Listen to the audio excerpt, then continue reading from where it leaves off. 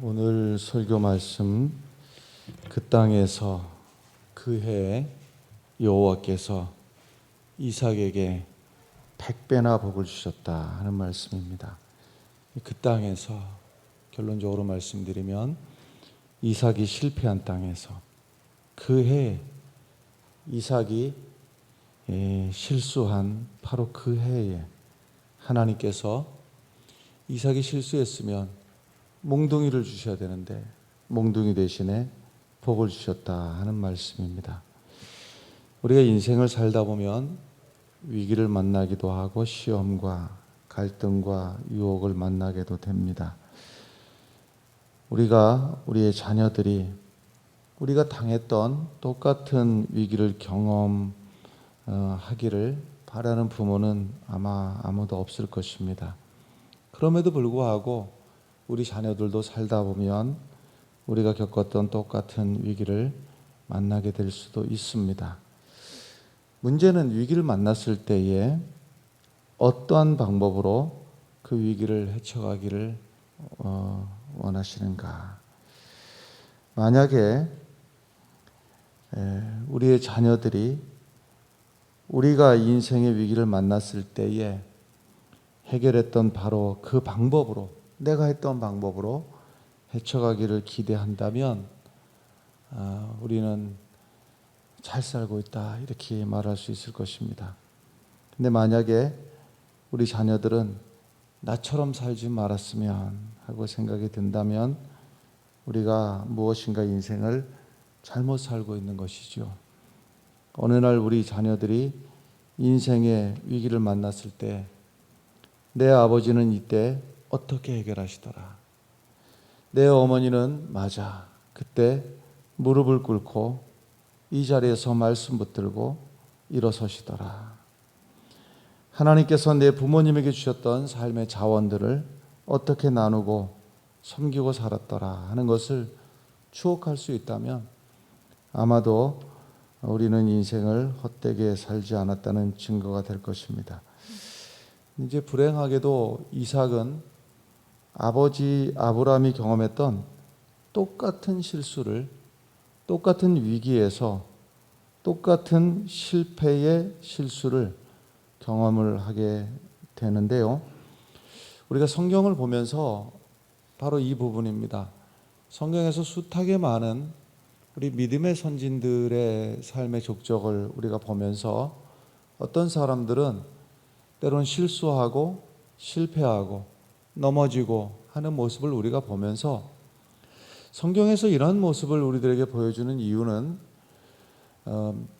그 삶의 궤적을 보면서 우리도 또 넘어져 봐야 알고 엎어져 봐야 알고 실패해 봐야 알겠느냐라는 겁니다. 우리는 실패한 인생, 넘어지는 인생을 우리는 보면서 우리는 그와 같은 길로 가지 않기를 바라는 것이고 또 하나님 앞에 복받은 인생, 승리하는 인생을 보면서 우리도 그와 같이 하면, 그와 같은 길을 걷다 보면 우리도 하나님께서 주시는 은혜를 누리게 되는구나 하는 겁니다. 여러분, 실패한 선조들의 모습을 내게서 버리고 승리한 선조들의 모습을 취하면서 살아가는 그런 지혜가 우리 가운데 있기를 간절히 바랍니다. 이삭이 겪었던 인생의 위기가 오늘 창세기 26장 말씀입니다만은 26장 1절의 말씀에 보면 이런 위기입니다. 아브라함 때 첫 흉년이 들었더니 그 땅에 또 흉년이 들매 이삭이 그랄로 가서 블레셋 왕 아비멜렉에게 이르렀다 이랬습니다. 아브라함 때도 흉년이 들었던 위기가 있었고 마찬가지로 이삭 때에도 또 흉년이 들었다 그랬습니다. 그때 아브라함이 택했던 방법이 이 가나안 땅을 떠나서 애굽으로 가서 곡식을 얻는 방법이었는데 좋지 않은 방법이었습니다. 그런데 그 좋지 않은 방법을 이삭도 똑같이 취하게 됩니다. 우리도 전에 보릿고개라고 하는 말이 있었죠. 이제 가을에 수확한 쌀이 다 겨우내 먹어서 떨어지고 심었던 보리가 아직 봄에 수확할 수 없어서 먹을 것이 없을 때에 심지어는 산으로 들러 다니면서 풀 뜯어 먹고, 저는 직접 보지는 못했습니다만은 연세 많으신 어른들한테 자세하게 들은 적이 있습니다. 소나무 껍질 벗겨서 먹었던 얘기도 제가 들었습니다. 농사 짓는 사람에게 이 흉년이라고 하는 것이 참 큰 고난일 수밖에 없을 겁니다. 특히 팔레스타인 지역은 비가 잘 오지 않아서 1년에 2번 정도 이른 비와 늦은 비가 내리게 되고, 그나마도 그 비가 풍족하지 않아서 심지어는 이슬도 농사 짓는데 아주 요긴한 그러한 경우이기도 하고 그렇습니다. 그래서 비가 오지 않거나 비의 양이 적으면 흉년을 만나는 것이 다반사였는데, 흉년이 들면은 이 팔레스타인 사람들은 애굽으로 찾아가곤 했습니다. 애굽이라고 하는 곳이 대략 그 나일강이 5,000km 내지는 6,000km, 엄청 긴 강인데요. 나일강이 있어서 언제나 농사를 지을 수가 있었습니다. 그래서 아브라함도 흉년을 만났을 때 애굽으로 내려갔고, 오늘 또 보니까 이삭도 애굽으로 가기 위해서 이제 집을 나서서 여행을 시작하는 겁니다. 그래서 집을 나서서 가나안 땅을 떠나가지고 저 애굽으로 가려고 가던 중에 중간에 있는 블레셋 땅을 지나가게 되는데, 그 블레셋 땅 그랄쯤에 왔을 때에 하나님께서 나타나셔서 말씀을 하십니다. 2절의 말씀에 보면 여호와께서 이삭에게 나타나 이르시되 애굽으로 내려가지 말고 내가 내게 지시하는 땅에 거주하라 그랬습니다. 애굽으로 가지 마라 그랬어요. 그리고 내가 내게 지시하는 땅에 거주하라 하는 것은 하나님께서 아브라함에게 약속하신 땅, 가나안 땅을 말하는 겁니다. 비록 지금 가뭄이 들어서 흉년이 들어서 먹을 것이 없고 삶의 고통이 있지만은 그 땅에 거하라는 거예요. 신앙생활을 하다 보면 약속의 땅에도 위기와 흉년이 찾아오기도 하고 순종의 땅에도 어려움을 만날 수도 있고 그렇습니다. 세상의 고난이 알아서 피해가는 인생은 아무도 없습니다. 우리가 예수를 믿음에도 불구하고 세상 사람들이 겪는 고난도 우리가 당하기도 합니다. 다만 한 가지 다른 것은 예수 믿으면 고난이 싹 없어지는 것이 아니라 그 고난을 통해서 망하지 아니하고 오히려 그 힘든 시련의 과정을 지나면서 더 큰 유익의 단계로 나간다고 하는 점입니다. 그래서 고난을 믿음으로 잘 극복하면서 살아가는 것이 이것이 신앙인의 삶입니다. 한 걸음 더 나아가서 오늘 본문 말씀은 환경이 어떠하든지 그 환경 따라서 왔다 갔다 하지 말고 하나님이 지시하신 땅에서 일어서라 하는 겁니다. 말씀을 붙들고 내 삶의 자리가 척박하고 어렵고 눈물 나는 환경이지만은 무릎 꿇고 기도하고 믿음을 부둥켜 잡고 씨름하고 승리하고 일어서라 하는 겁니다. 그런데 아브라함 때나 이삭 때는 먹고 살 것이 없어서 먹고 살 방법이 없어서 애굽으로 내려갔지만 오늘날 현대인들은 먹을 것이 꼭 없어서 애굽으로 내려가는 것이 아니라 더 많은 것을 먹으려고, 더 많은 것을 가지려고, 더 많은 것을 탐하기 위해서 애굽으로 내려갑니다. 그래서 성경이 우리에게 묻는 겁니다. 너는 지금 어디에 살고 있느냐? 말씀의 땅 가나안에 살고 있느냐? 아니면 중간쯤 그랄이라고 하는 곳에서 한쪽은 신앙의 세계에 한 발을 놓고 다른 한 발은 세상에 들여놓고 살아가고 있느냐? 아니면 아예 저 애굽으로 내려가서 살고 있느냐 하고 우리에게 묻는 겁니다. 인생 살다가 위기를 만나도 흉년을 만나도 하나님을 믿어라. 하나님이 살아계심을 믿어라. 하나님이 너를 사랑하고 있음을 믿어라. 하나님은 부하시고 능력이 많으심을 믿으라는 거예요. 내가 좋아하는 세상보다, 내가 좋아하는 애굽보다 더 크신 분이고 더 부유하신 분이 하나님이신 것을 믿으라고 하는 겁니다. 근데 이제 우리는 종종 핑계를 잘 댑니다. 그 핑계는 이런 겁니다. 하나님, 제가 꼭 저 혼자 잘 먹고 잘 살려고 그러는 게 아니라 제가 애굽에 잠깐 내려가서 돈 좀 벌어서 저도 11조도 좀 많이 하고 그리고 감사헌금도 많이 할 겁니다. 하나님 조금만 눈 감아 주시면 제가 애굽에 잠깐 가서 돈 벌면 제가 그냥 살지 않고요. 제가 세계 선교를 위해서도 멋들어지게 할 거고, 하나님 제가 지금 조금 치사한 방법으로 살긴 하지만 하나님 조금만 기다려 주십시오. 이렇게 이제 스스로를 타협하기도 합니다. 그러나 하나님께서 하시는 말씀을 우리가 액면 그대로 받는 것이 믿음입니다. 3절의 말씀에 보면 이 땅에 거류하면, 이 3절과 4절에서 보면 하나님께서요 아브라함에게 4가지 축복을 주시는데 조건이 뭐냐면 이삭에게입니다. 이삭에게 4가지 축복을 주시면서 조건이 뭐냐면 이 땅에 거류하면, 이 땅에 있으면, 이 땅이라고 하는 것이 바로 하나님께서 허락하신 믿음의 땅, 가나안 땅. 현실적으로는 흉년이 들어서 먹을 것이 없고 그리고 가뭄이 들어서 살아갈 방법이 없는 이 땅이지만 하나님의 약속을 믿고 이 땅에 거하면 하는 거예요. 4가지 복을 주시는데요.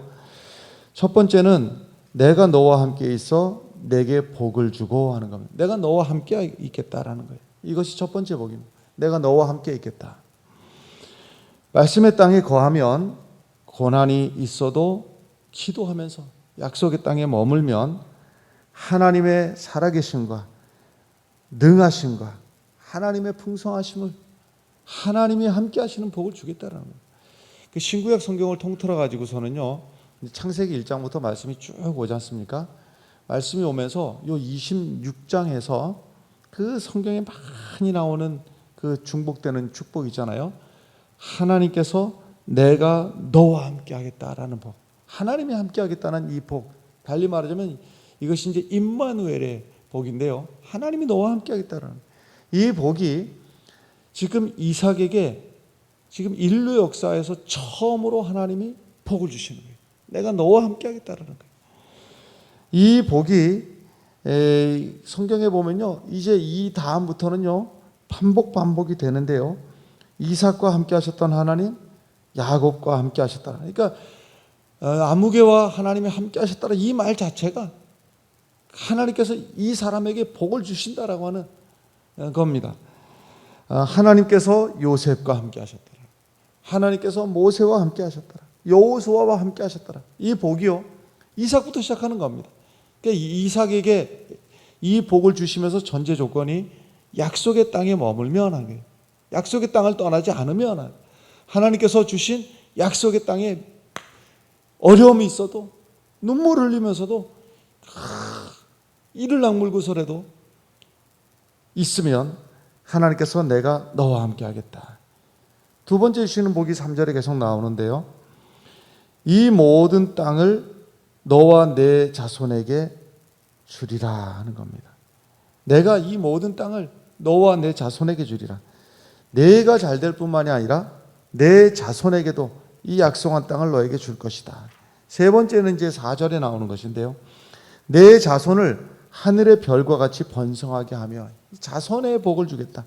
자손이 번성하는 복을 하나님께서 주시겠다라고 하는 거예요. 이것은 이미 아브라함에게도 주셨던 축복인데 이 복이 대를 이어가면서 자녀들에게도 계승하게 될 것이다. 내가 기도하는 것이 축복의 씨앗이 될 것이고, 내가 말하는 것이 자녀들에게 복이 될 것이고, 내가 다른 사람들에게 나눠주었던 그것이 사라지는 게 아니라 축복의 씨앗이 되어서 내 자녀들에게 복되게 하겠다라는 겁니다.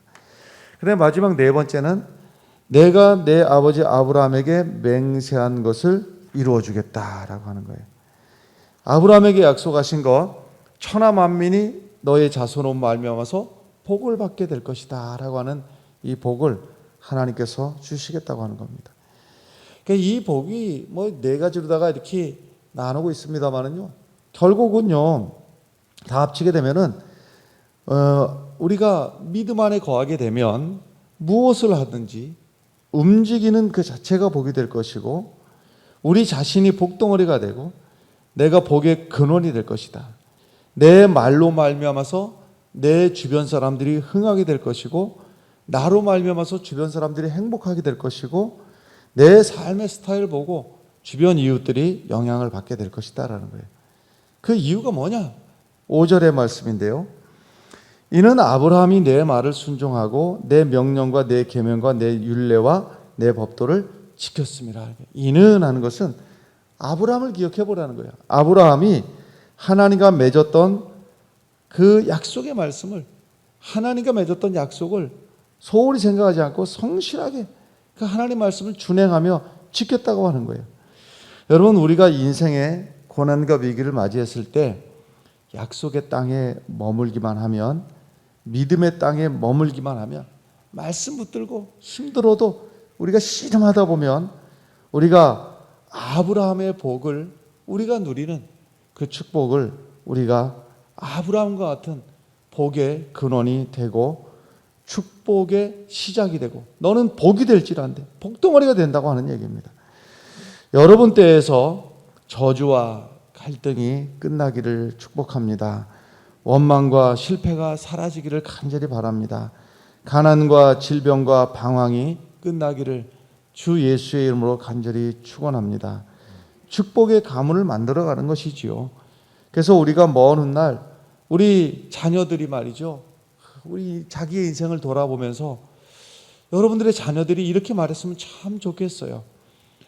아니, 내가 왜 이렇게 잘 살게 됐지? 내가 왜 이렇게 평탄하고 하는 일마다 순종하고 잘 되지? 하고 생각을 하다가, 아하, 내 아버지가 축복의 씨앗을 뿌렸기 때문에 내가 이렇게 복을 받는구나. 내 어머니가 삶의 어려운 가운데서도 기도에 무릎을 꿇고 날마다 기도로 사시더니 내가 어머니의 기도 덕분에 내가 이렇게 복을 누리고 사는구나. 내 아버지, 내 어머니가 그렇게 열심으로 주님을 섬기고 교회를 섬기고 말씀 따라 살려고 그렇게 몸부림치고 애를 쓰시더니 그 덕에 내가 이렇게 복을 받는구나. 여러분들의 자녀들이 언젠가 얼마 뒤에 이 고백을 하게 되기를 간절히 바랍니다. 6절의 말씀 보면 이삭이 글 아래 거주하였더니 그랬습니다. 그러니까 이삭이 이제 배가 고파가지고 애굽으로 내려가다가, 이제 방향은 애굽으로 가려고 시작했던 길인데 애굽으로 내려가다가 그랄이라고 하는 곳에 잠깐 머무르게 되었는데 거기서 하나님이 애굽으로 내려가지 마라. 근데 애굽으로 내려가지 마라라고 하는 말씀과 동시에 내가 내게 지시하는 땅에 거하라 하는 말씀. 그러니까 이 그랄이 아니라 여기서 더 내려가서 애굽으로도 가지 말고 다시 돌이켜서 가나안으로 돌이켜 가라라고 하는 말씀이거든요. 근데 여기서 이삭이 애굽으로 내려가지 않은 것은 하나님 말씀 앞에 순종한 일인데 여기서 돌이켜서 가나안으로 가지도 않았어요. 그러니까 다시 말해서 중간에 그냥 엉거주춤하고 있는 겁니다. 이쪽도 아니고 저쪽도 아닌 불완전한 순종인 것이죠. 예수 믿으면서도 우리가 이럴 때가 있지요. 그러니까 하나님이 애굽으로 가지 말라고 하니까 애굽으로도 안 가긴 해야 되겠고, 다시 또 가나안 땅으로 돌아가려고 하니까 그 가뭄, 흉년, 먹을 것도 없는 그 땅으로 다시 돌아갈 용기도 나지 않고, 그러니까 우리도 신앙생활하면서 그럴 때가 참 많이 있습니다. 이게 믿는 건지 안 믿는 건지, 어떻게 보면 믿는 것 같고 또 어떻게 보면 안 믿는 것 같기도 하고 또 그렇습니다. 그래서 요 중간에 이제 요 지역을, 이제 그랄이라고 하는 지역을 신앙에 있어서는 이제 회색지대라고 하지요. 요 회색지대, 여기 있다 보면요 참 유혹이 많은 게, 여기가 유혹이 제일 많은 겁니다. 여기가 제일 유혹이 많아요. 옛날에는, 지금 보기 힘든데요, 저 어릴 때는 많이 있었습니다. 여러분들도 보신 적이 있을 텐데요, 이 조그만한 시내를 건너는데 다리를 옛날에는 건축 자재가 그렇게 뭐 세면 같은 게 넉넉하지 않아서 그랬겠지요. 이제 나무 기둥을 이렇게 세워놓고 그리고 이제 나무 다리를 만들어서 이렇게 이제 냇가를 건너다니는 일들이 많이 있는데요. 이제 얼마가 지나고 나면 몇 년 지나면 이 나무 기둥이 썩어가지고 이제 부러지게 돼서 다시 다리를 세워야 되는 일이 종종 이제 발생을 하는데 이제 어디가 썩는가를 보면은요, 그 다리 기둥 나무 기둥이 물에 늘 잠겨 있는 부분이 있고 또 잠겨 있지 않는 부분이 있어요. 근데 결국 썩어서 부러지는 데가 어디냐면요, 물에 잠겨 있는데도 안 부러집니다. 그리고 물 바깥에 나와 있는데도 잘 안 부러집니다.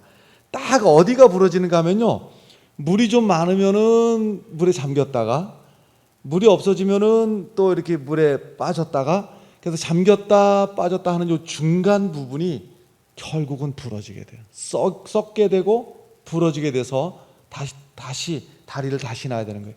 그러니까 신앙에 있어서도요, 제일 썩기 쉬운 데가 어디냐면요, 또 부러지기 쉬운데, 그리고 유혹이 많은 데가 어디냐면 그 중간지대. 차라리요, 나는 죽든 살든 나는 그냥 믿음 안에 살겠습니다. 이때도 마음에서 갈등도 없고 시험도 없어요. 뭐 말하자면 아브라함처럼요, 그냥 믿음으로 하나님 앞에 드립니다 하면은 갈등이 없어요. 그리고요, 나는 아예 내 주님 떠나 살겠습니다 하고 좀 멀리 그냥 아예 뭐 하나님하고 상관없이 살아가는 사람들을 보시면요, 그들을 부러워할 건 아닙니다만은 갈등이 없어요. 왜냐하면 마음속에요, 클리어하게 나는 그냥 신앙도 상관없고 나는 내 힘으로 내 주먹 믿고 산다. 그 사람들이 무슨 갈등이 있습니까? 나중에 버림받을 뿐이죠. 마지막에 버림받을 뿐이지 살면서 갈등이 있지는 않아요. 제일 갈등이 많은 데가 어디냐면요, 이 중간 지역에, 회색 지역에 있을 때가, 이때가 시험도 많고 갈등도 많고 이제 이럴 때입니다. 이 사실 우리가 신앙생활하는 게, 설교는 쉽습니다. 설교는 여러분 믿음 안에 거하십시오, 믿음으로 이기십시오, 끝까지 신앙을 지키십시오, 이렇게 설교하는 건 쉬운데요, 그 설교 말씀을 살아내는 것은 정말 어려운 얘기. 실제로 현실적으로다가 뭐 저도 그렇습니다. 저도 그렇고 여러분들 마찬가지 아닙니까? 실제로 우리의 삶의 자리에서 보면은요, 모두 주변 환경들, 그래도 목사는 유리합니다. 참 그 교인들한테 어떨 때 보면요, 설교하면서 미안할 때도 있어요. 목사는 삶의 환경이요, 믿음 생활하기 괜찮습니다. 뭐 목사도 뭐 완전히는 아니지만은, 말하자면 가족들도요, 또 그 믿지 않는 친지들을 만나더라도 목사인 것을 존중해주고 말이죠. 그걸 막 비난하거나 그러지는 않아요. 좀 아무래도 더 유리합니다. 그리고 가족들도 신앙생활을 하는 데 있어 가지고서는 뭐 크게 이렇게 뭐 갈등 없이 배려해 주는 경우들이 참 많이 있지요. 뭐 예를 들면 집안 행사, 목사는 아예 주일날 아예 없는 사람 취급을 해주니까 너무 감사합니다. 주일날 알아서 하시든지 아니면 가족들이 아예 주일날은 안 되니 하고서는 주일날 아닌 날 뭐 가족 모임을 하더라도 이런 배려들을 해주는 것인데, 실제로 성도님들 뭐 경우에 따라 좀 다르겠습니다만 뭐 보편적으로 보면 누가 인정사정 봐줍니까? 뭐 동창회, 뭐 또 가족 모임, 결혼식, 뭐 온갖 것 할 것 없이요, 꼭 뭐 이제 모이면 꼭 주일날 꼭 이제 해놓고서는, 그리고서는 꼭 하는 말 있죠. 아니 맨날 교회 다니는데 한 번 빠지면 어때? 뭐 이런 경우들이죠. 뭐 그런 경우부터 해가지고서는 우리가 하는 믿음의 생활을 누가 그렇게 동의해주고 누가 그렇게 뭐 대단하게 해주는, 너 맨날 헌금 교회다 헌금하고 어떻게 먹고 사냐? 뭐 그런 얘기 들으면은요, 참 기운이 쭉 빠지죠. 그런 얘기 들으면은요, 이게 주변 환경이 그런 겁니다. 주변에서 신앙을 이해를 해주지 못하는 주변과 우리가 어울려서 살아가는 수밖에 방법이 없는 겁니다. 그러니 얼마나 힘듭니까? 얼마나 힘들어요. 이 당시에 그 이삭 시대에요, 이 중동 지역에 아주 이게 좀 야만적이었죠. 그러니까 오래전 얘기니까. 그러니까 남의 아내 빼앗는 것을요, 그 힘센 사람은 그냥 남의 아내 빼앗는 걸 당연하게 여겼어요. 이 봐가지고선 다른 사람의 아내가 이쁘다 싶으면요, 뺏어버리는 겁니다. 뺏는 과정에서 죽여버리기도 합니다. 그 남편 되는 사람을 죽여버리기도 하고, 그리고 딸을 뺏기도 하고, 그런 과정에서 그 아버지를 죽여버리기도 하고 그렇습니다. 그러니까는 어찌 보면요, 뺏길 때 순순히 뺏겨버리는 게 오히려 뭐 그 당시에 보편적인 문화라고 할 수 있어요. 아주 야만적인 문화인데, 그러다 보니까 아브라함도 그랬고 이삭도 그랬고요, 자기 아내를 지킬 용기도 없고 자기 아내를 지킬 힘도 없는 겁니다. 이때 말씀이, 오늘 본문 말씀이 우리들에게 요구하는 겁니다. 이 세상 한복판에 하나님을 인정하지 않는 이 세상과 우리가 섞여 살면서도, 그러면서도 하나님을 믿을 수 있느냐라는 거예요. 이것을 우리에게 강력하게 도전하고 있는 겁니다. 내 주변 환경이 다 우리의 신앙을 이해하고 돕고 또 협력하고 그래서가 아니라, 이 세상이 우리를 비난하고 그리고 우리와 전혀 다른 가치관을 갖고 살아갈 때 말씀 붙들고 신앙의 능력을 믿으면서 마지막까지 승리할 수 있느냐 하고 우리에게 묻고 있는 겁니다. 그러나 결론은 우리들에게 일러주고 있습니다. 한번 해봐라는 거예요. 그러면 말씀 붙들고 살면 그 삶 속에서 기적이 일어날 것이고 하나님이 너를 지켜주실 것이라는 거예요. 하나님이 너를 보호해 주실 것이다. 네 힘으로 살아가는 것 같고 네 꾀로 살아가는 것 같고 네 방법으로 살아가는 것 같지만 결국은 하나님이 도와주신다. 하나님이 너를 책임져 주신다고 하는 거예요. 할렐루야. 하나님께서는 이스라엘의 하나님이실 뿐만이 아니라 블레셋의 하나님이시기도 하고 하나님께서는 애굽의 하나님이시기도 하시다 하는 거예요. 무슨 말씀인가 하면 하나님은 이 교회 안에서만 하나님이 아니라 바로 그 갈등을 일으키고 있는 그 직장에서도 하나님은 살아계시고 네 동창회 모임에서도 하나님은 그 자리에서도 하나님은 살아계시는 하나님이시고 이 세상 살아가면서 사람들이 신앙을 비난하고 조소하고 조롱하는 그 자리에서도 하나님은 여전히 살아계신 하나님이신 것을 믿으라는 거예요. 이것을 믿을 때 그 자리에서 승리할 수가 있다고 하는 겁니다. 교회 안에서는 하나님의 영광을 보고 하나님 앞에 기도하고 내 믿음 주님 받으십시오 이러다가 교회당을 딱 나서는 순간에 비겁해지고 말이죠. 아니다. 그 자리도 하나님 살아계신다.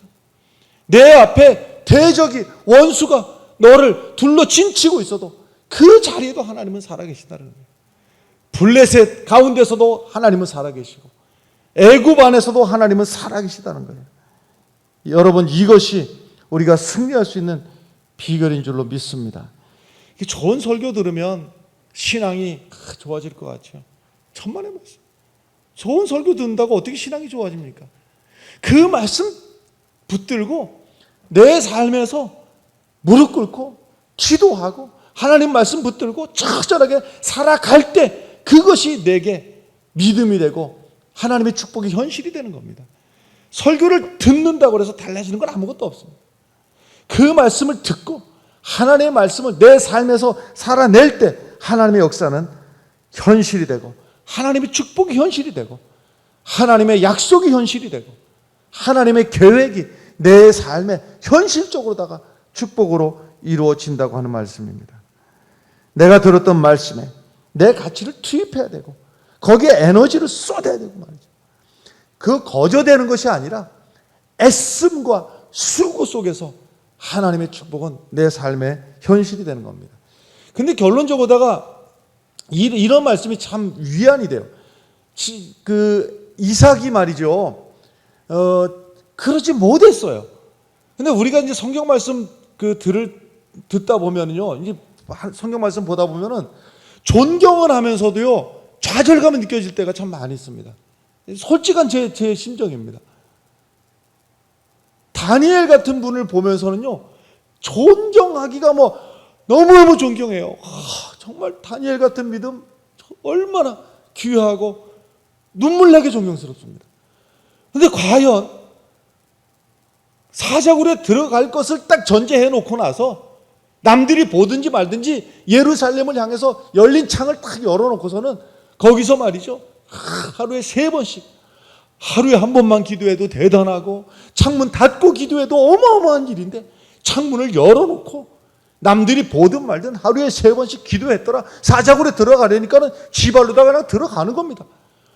와, 엄청난 믿음이 존경스럽지만 솔직한 제 감정 말씀드려볼까요? 좌절도 됩니다. 나는 뭔가? 나는 과연 내가 그렇게 할 수 있을까? 사자굴에 던진다고 하는데 내가 아무렇지도 않게 하루 3번씩 창문을 열어놓고 기도할 수 있을까? 좌절도 되는 게 사실입니다. 그래서 이 이삭 같은 얘기 들으면 참 큰 은혜가 돼요. 왜냐하면 이삭은 못한 거예요.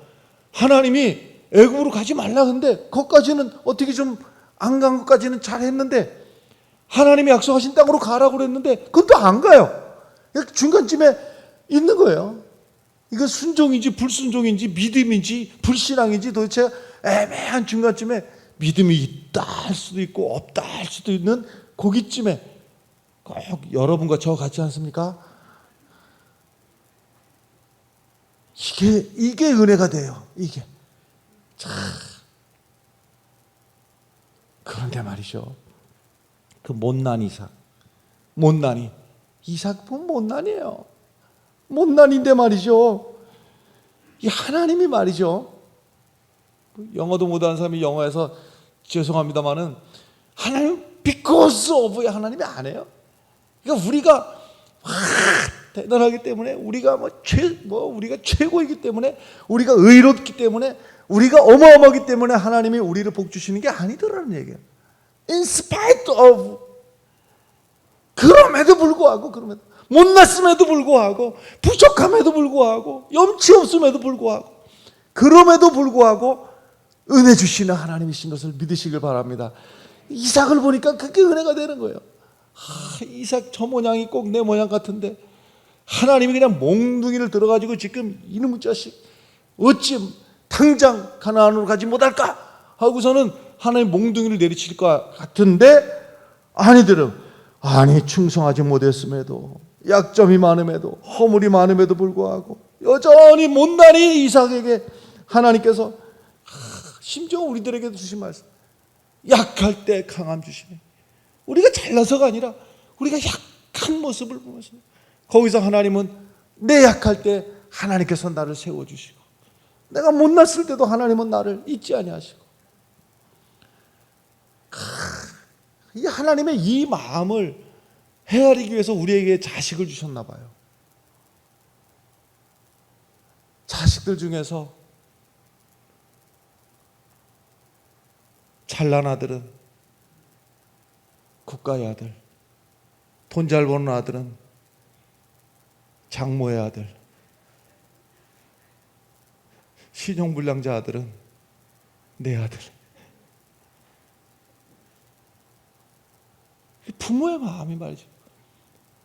그 못난 아들에게도 외면치 않고 그 첫째가 준 거 5만 원, 둘째가 준 거 10만 원 이렇게 놨다가 결국은 그 못난 아들한테 이거라도 써라. 우리가 부끄럽지만 말이죠. 물론 우리가 하나님 앞에 우리가 궁극적으로 나가는 믿음의 사람으로 하나님께서 주셔도 아깝지 않은 하나님께서 자랑스러워하는 모습으로 우리가 모두가 서게 되기를 간절히 바랍니다.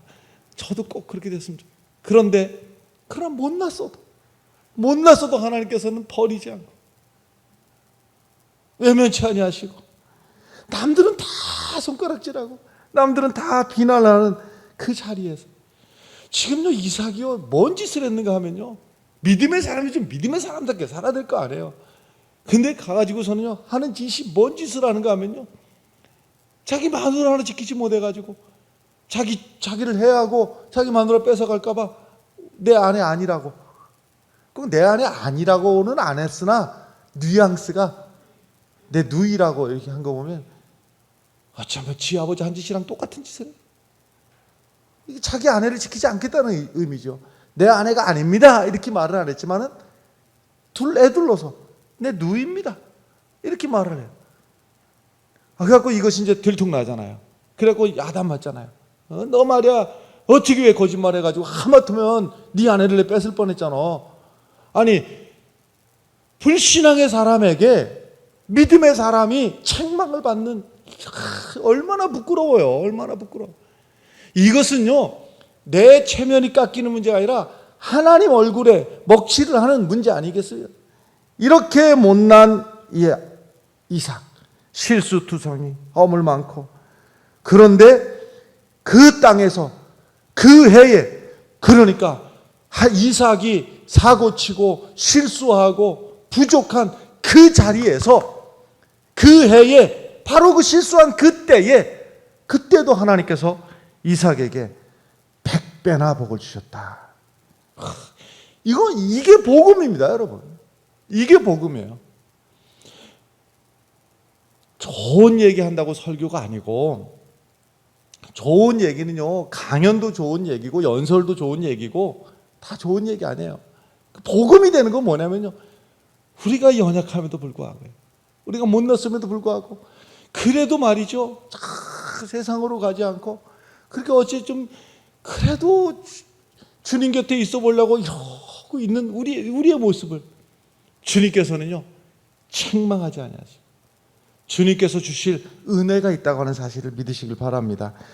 이 12절의 말씀 보면 이삭이 그 땅에서 농사하여 그해 100배나 얻었고 여호와께서 복을 주심으로 하는 거예요. 그러니까 우리가 완벽해서만 하나님께서 복을 주시는 게 아니라, 제가 믿는 하나님은 그래요. 우리가 100점이어서 하나님께서 자 이제 100점, 지금부터 축복 시작, 이것이 아니고, 지금까지 우리가 살아왔던 행적을 돌이켜봐도 마찬가지 아닙니까? 내가 부족함에도, 내가 모자람에도 불구하고 그래도 하나님 앞에 기도하려고 하고, 그래도 주일이면 하나님 앞에 예배 드리려고 하고, 그래도 어려운 가운데서 하나님 앞에 감사함으로 드리려고 하는 그 마음을 주님께서 귀하게 보시더라. 할렐루야. 13절의 말씀, 그 사람이 창대하고 왕성하여 마침내 거부가 되었다. 허물과 약점에도 불구하고 하나님께서 복을 주시고 또 복을, 그래서 마침내 이 날이 이삭에게 임하듯이, 여러분 우리도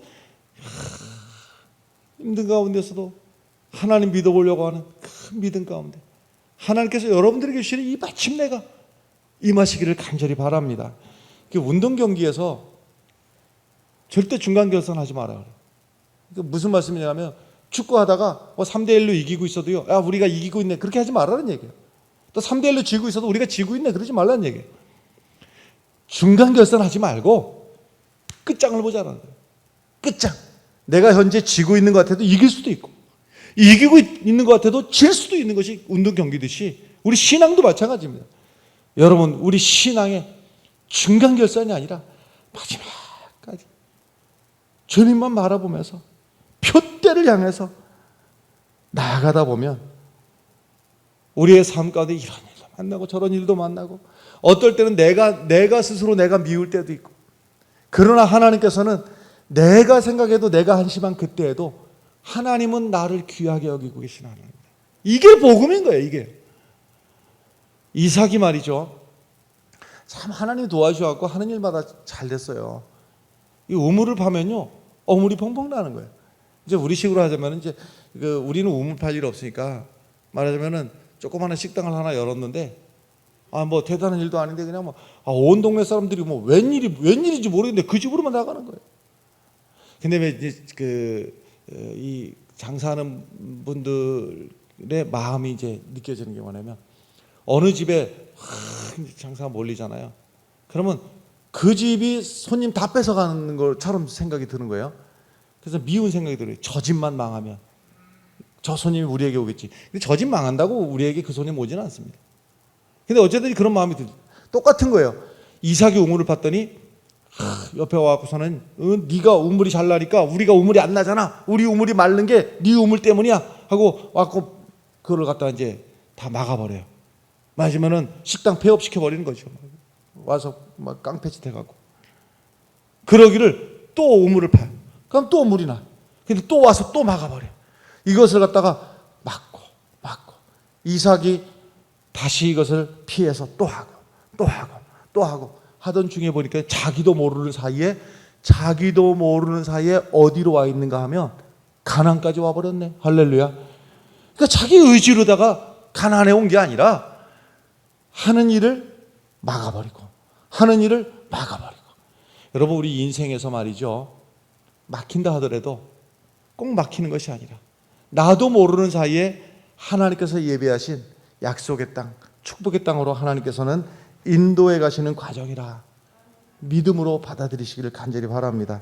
마지막 결론 22절에 보면요, 이삭이 거기서 옮겨 다른 우물을 봤더니 그들이 다투지 아니하였으므로 그 이름을 르호봇이라 하여 이르되 이제는 여호와께서 우리를 위하여 넓게 하셨으니 이 땅에서 우리가 번성하리라 하였더라.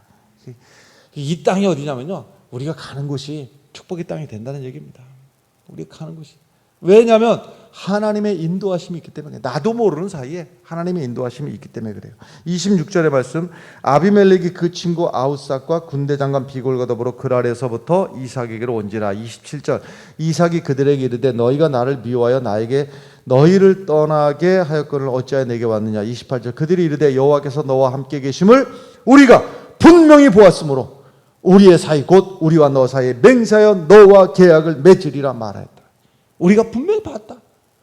여러분, 우리가요, 그래도 말이죠, 그래도 우리가 완전하진 않아도 그래도 하나님 믿으려고 참 남들이 볼 때는 별소리 다 할 수가 있어요. 너 그러고도 신앙인이냐, 너 집사가 된 지 몇 년인데 그 모양이냐, 뭐 별소리 다 할 수가 있어요.